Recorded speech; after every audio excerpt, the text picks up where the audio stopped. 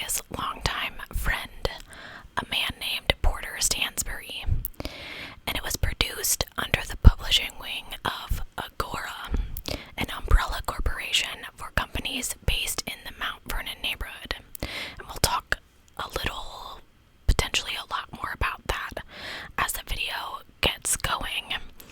Now, you guys know me. I really like to tell you about these victims and their families, but there just really isn't a lot out there. I couldn't find much about how Ray and Allison met, their dating, anything like that. I'll tell you a little bit more about Ray as a person as we go along, though. So in addition to his writing job, Ray was also an assistant coach for the men's water polo team at Johns Hopkins University. According to his wife, the two of them were planning to move back to Los Angeles so Ray could pursue his dreams of screenwriting when this case takes place. In fact, they had just put their house back up on the market.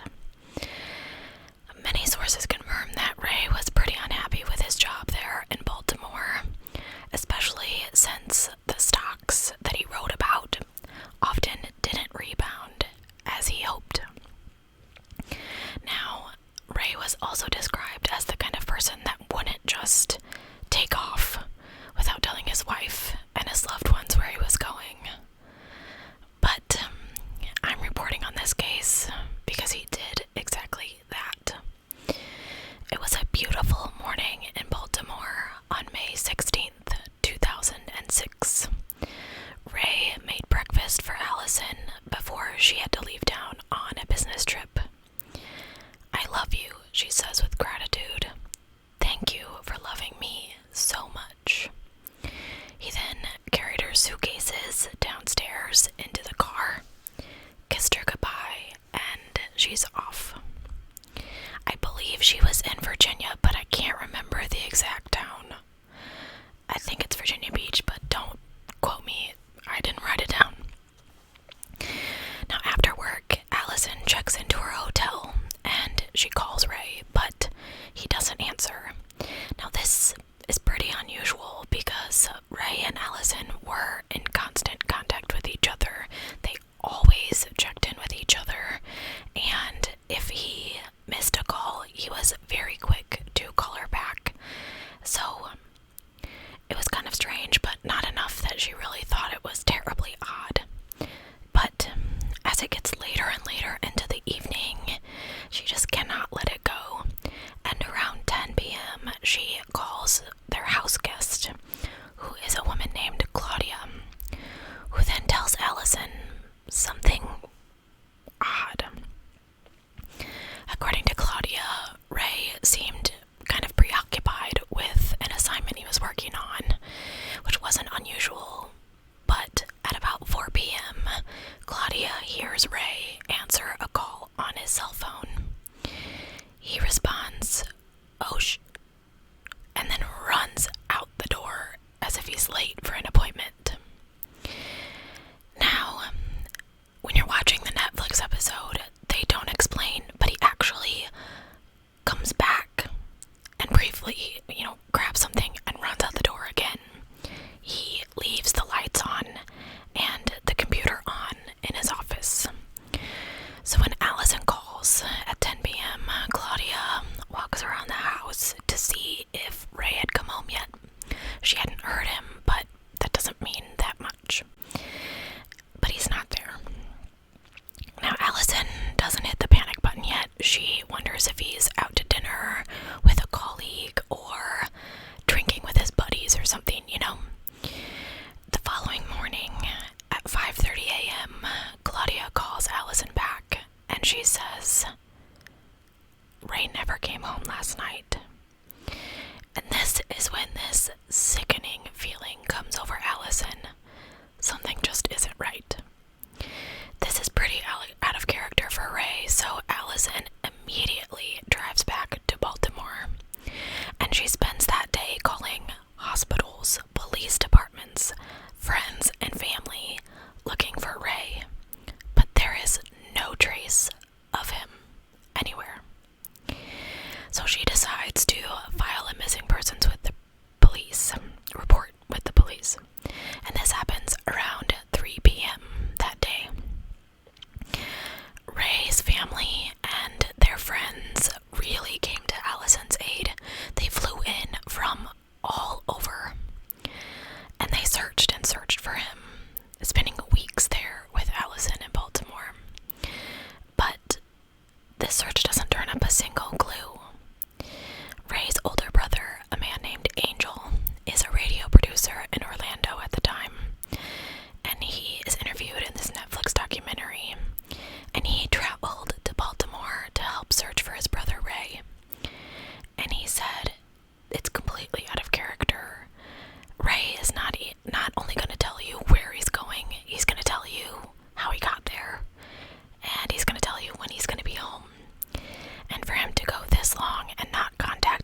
his family or friends.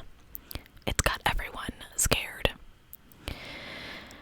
So, the family is searching. They're looking everywhere. They're calling everywhere. They search all around town at the places that Ray likes to frequent. Even Ray's longtime friend and business associate, Porter Stansbury, puts up a $1,000 reward for information on the disappearance of Ray Rivera. There's no movement on Ray's credit cards. There's no cash pullouts from any ATMs.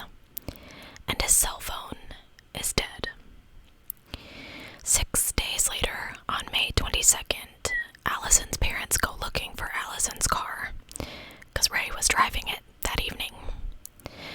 And at first, they're not really finding anything until they drive down St. Paul Street in downtown Baltimore. Parked in lot 7, of the parking lot near the Belvedere Hotel is Allison's car. And there's a parking ticket on this car written the morning after Ray left the house, indicating that this car has been parked there since May 16th, the night that Ray disappeared. Allison, at first, really isn't sure what to make of this, and neither is the Baltimore PD. This parking lot isn't far from Ray's previous employer's office, Stansbury and Associates, so it's not abnormal that Ray would be in this part of town, or even park in this parking lot. But why is the car there? And where is Ray Rivera? On May 24th, 3 of Ray's co-workers from Stansbury and Associates, the publishing company where he worked, decide to search for clues. So they go to this, parking garage. It's a structure adjacent to the Belvedere Hotel. And from the 5th floor of this parking structure, they look down onto the roof of the lower annex of the Belvedere, and they spot something that just absolutely fills them with dread. They see 2 large flip-flops, a cell phone, and glasses. And next to these items is a hole in the roof. From there, they couldn't tell how big it was, but this hole actually ends up being about 40 inches in diameter. So they are freaking out, so they call the police. And when hotel concierge Gary Shivers opens the door to the conference room that is below this section of the roof, they discover Ray Rivera's severely decomposed body. Homicide detective Mike Byer is the first one on the scene, and when he sees Ray's belongings on the roof, his gut instinct tells him that this scene looks staged. Ray's cell phone is still working, and his glasses are unscratched after apparently falling 13 floors. And no one can understand exactly what part of the roof Ray would have jumped from, or had to have jumped from, to land where he did, and we'll talk about that more in a little bit. Another troubling aspect of this case, one that I find completely bizarre, is no one at this hotel remembers seeing Ray Rivera that night. He is 6'5", and it would have been extremely difficult for him to find his way onto the roof. There were many locked doors, and not one camera picked him up that night. I read a copy of Ray's autopsy. It is available to the public, and I'm gonna break it down for you today. I found it a little strange. He suffered multiple rib fractures. He punctured both lungs. He has abrasions on his torso, 7 to 9 inches long, and a chest contusion. His right leg had numerous fractures, a couple of them so bad, his bones are protruding. Sorry if that's graphic. Now you'd think that, this sounds consistent with a fall from a building, right?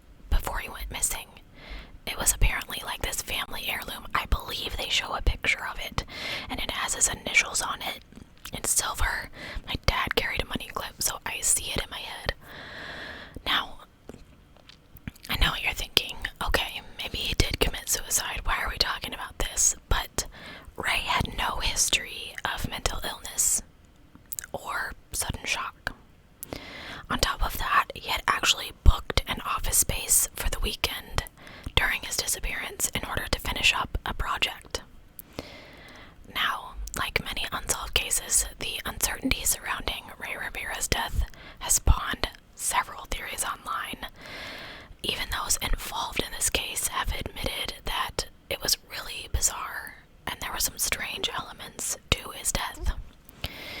First, authorities were unable to obtain any video footage from the highly secure building in order to see what happened when Ray was there that night, or how he made his way to the higher floors of the Belvedere due to a technical problem with the cameras. Now, I was unable to find out exactly what that technical problem was, but in the documentary they discuss that some of them were just off, like not recording at all. After his disappearance, Ray's wife went searching through his office space, and she comes across this tiny note taped to the back of his computer, and I actually couldn't find the full, no, I didn't dig super hard, but contents of this note. In the documentary, Allison says that she knew that that note had been written the day he went missing because she found scraps of it in the trash can, but at the time she didn't know what it was. According to the Channel 11 news, this note was addressed to brothers and sisters, and it referred to a well-played game. It named people who had died, including actor Christopher Reeve, filmmaker Stanley Kubrick, and it contained a long list of people that Ray knew, people that he was related to, with a request to make them and themselves 5 years younger. However, Allison said there were some pretty significant names missing from this list, which she found weird. The note introduced an element of the case that involved Ray's apparent interest in the Freemasons, as it began and ended with phrases used in the Masonic Order. This note was submitted to the FBI, and they cleared it as unusual, but not suicidal intent. Now, a representative at a local Maryland lodge confirmed that Ray had inquired about a membership the same day he went missing, but they didn't recall anything unusual about their conversation with him. Shortly before his death, Ray was also reading books related to Masonry, such as The Builders, and again, on the day of his disappearance, he had gone to a bookstore and bought the book Freemasons for Dummies. Now, if things weren't clear enough, let's make them a little worse. To muddy things even further, Allison described growing paranoia in Ray the weeks leading up to his disappearance. She told the police that he was just unusually anxious when their home alarm had gone off. In fact, it had gone off twice, and one time she had run down to check it, and he had jumped around the corner and surprised her with a baseball bat that she had never seen before. And then there was another encounter where she was running at a park, and Ray kind of showed up and warded off this unknown man, but this encounter left Ray visibly distraught. So, were these signs of psychological stress, or did Ray really believe that someone was truly after him? Ever since this episode aired on Netflix, amateur detectives, myself included, have been inspired everywhere, with fans looking into clues and coming up with theories of their own. One of these latest theories links Ray's death to David Fincher's film The Game, which I've never seen and did not watch before filming this. It features a character dying in a similar way to Ray. Now, this theory posted on Reddit points out a connection between the note left behind by Ray and the Great Fall, which initially appeared to cause his demise, although it was claimed to be undetermined, right? The internet detective noticed the game was listed in Ray's note, which referenced the Masons and the family friends, as well as films, TV shows,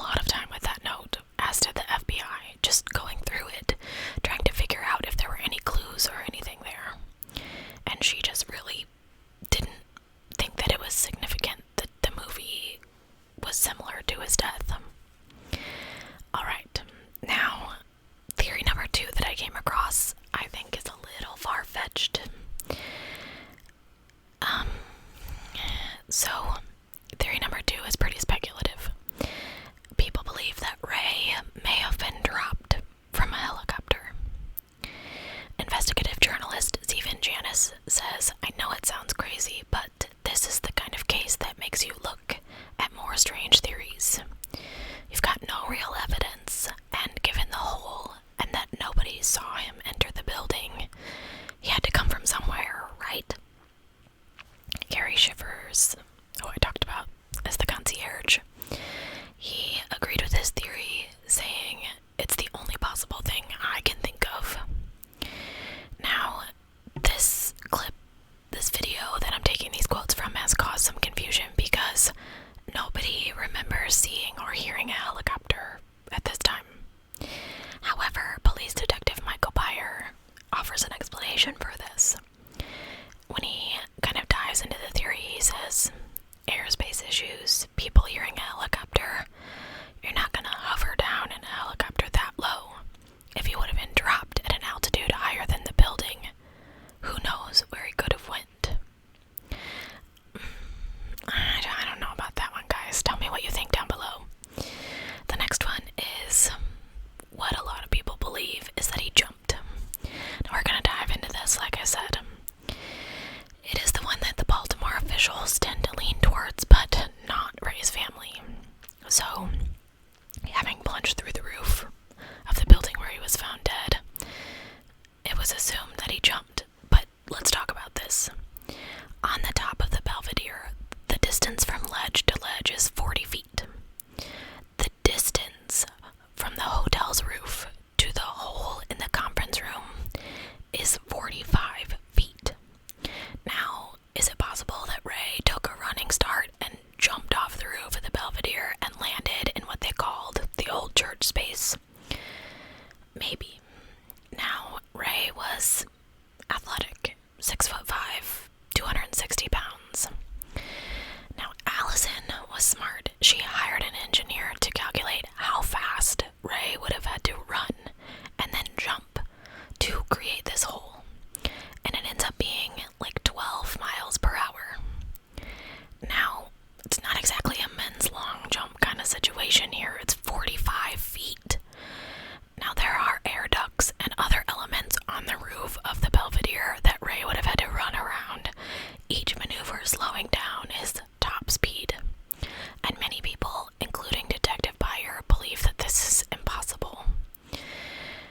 Now, and he's afraid of heights, guys. So apparently he was so terrified of heights that he wouldn't have gone anywhere near the edge of this building, even if he had made it to the roof.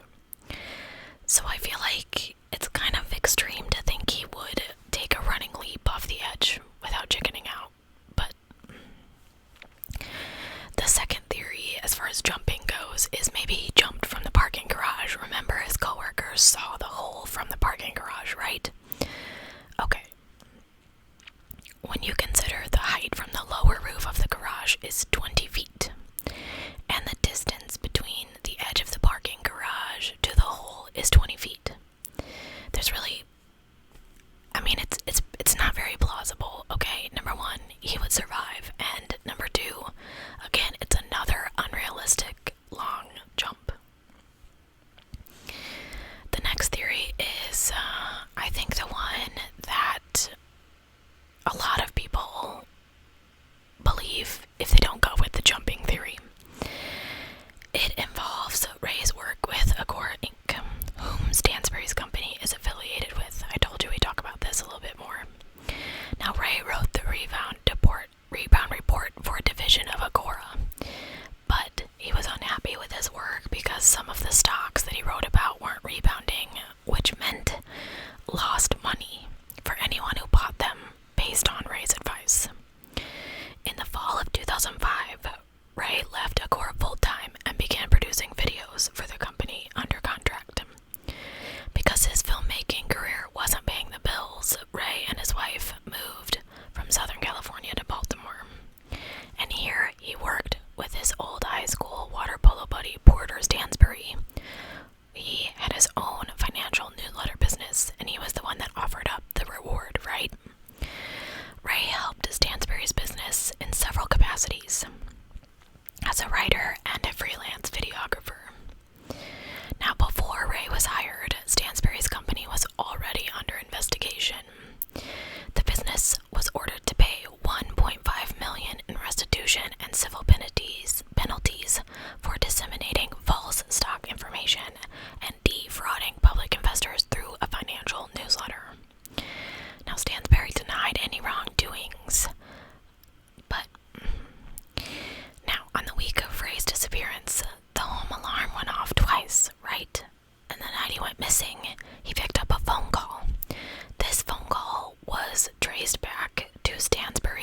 associates, but it was impossible to determine who called him because the call came from a switchboard.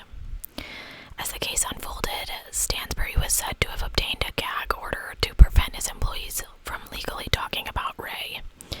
And I read many accounts of this. There was one, there wasn't one, there was one. No one from Agora has ever been implicated in Ray's death, and according to Unsolved Mysteries, the company's staff was advised not to speak about this case with the media or law enforcement, and Stansbury has continually declined to be interviewed, though producer Terry Dunmauer has confirmed that she did speak to him. Well, where's that interview, man? Ray's brother Angel suggested someone powerful may have lost a lot of money after one of Ray's publications got out. So, here's my thing. What did Ray say in this final phone conversation? And who called him?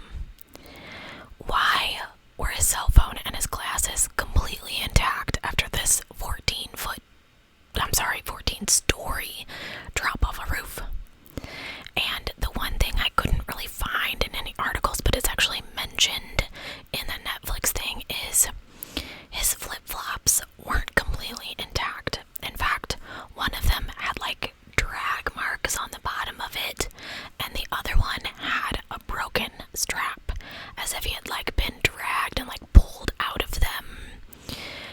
Why didn't anybody see anything? You mean to tell me no one saw him falling past their window, or even someone on the ground didn't see someone falling from the roof? And you mean to tell me that he didn't scream at all? This man who is terrified of heights. I just find that incredibly bizarre. And where did his money clip go if it's not on his person, if there's not someone else involved? There was one other thing that I found in an article that isn't mentioned in the Netflix documentary, and it was found in Ray's pocket. Allison had given them, and you've seen them, this little penny, and it had a heart cut out of it. She had found it on one of her work trips, and she had brought it home to Ray as a little gift, and she told him, whenever you need me, you hold this penny, and you'll know that I'm close. And he apparently always kept this penny in a little bowl on his dresser, and she had seen it there many, many times. But it was actually in Ray's pocket when he was discovered. And that's always been like one of these weird things to Allison, and she found it really, really interesting and curious. Why did he take that penny with him on that day? So let's talk about this. Let's talk about what I think, and then I want to know what you think. First of all, when Sean and I watched this case on Netflix, I think it's the only one we actually watched together, and we debated it, and it is really the main reason I haven't covered this case is we were going to discuss it together, and we just never did it. Now he doesn't remember. And he doesn't like to rewatch things. So, okay. I 100% believe foul play. 100%. There is no way in my mind that he jumped off the roof of the Belvedere and made it 45 feet into this hole in this old church space. There's just no way. Like, everything that they showed and everything that I looked up, it is just impossible for that to have happened. And like they said, the jump from the parking garage, it just wasn't enough, like, acceleration for him to plunge through this roof. I find it really weird that the hole in the roof was only 40 inches in diameter, because he was not a small dude. And I feel like he really would have had to have gone in feet first if that was the case. And that really wouldn't have happened from the garage, the parking garage, because he would have kind of hit and then skidded, if that makes sense. Now, one of the articles that I read talked about this a little, and Sean and I debated it a little. What if Ray had been in the parking garage meeting someone, and this someone had been angry or upset, and they had hit him, and he had flown off the parking garage onto the roof of the old church space? I do find that kind of plausible, but again, where is the acceleration for him to go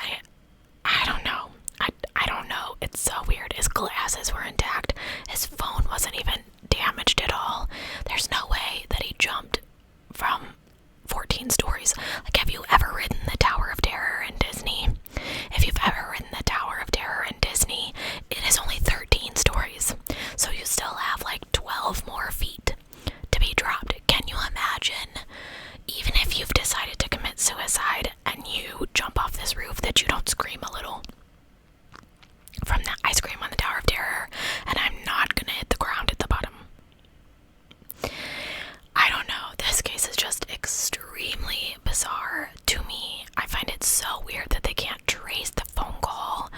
No one has said, yeah, it was me, I called him about da-da-da-da-da-da.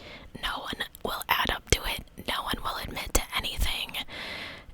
If it was a robbery, then they stole his money clip and it's just been missing. But why did they rob him and then kill him? I mean, I know it does happen, but they clearly got what they wanted. So just let him go, you know? I don't know. I don't know, guys. This one is one of the bizarre ones. And I feel like I could sit here for like an hour discussing all of the theories with you. But I'm going to end this case here and say, please let me know down below what you think happened to Rivera. Do you think he committed suicide, or do you think there is foul play involved? And if you haven't watched the Netflix episode, I definitely encourage you to do that.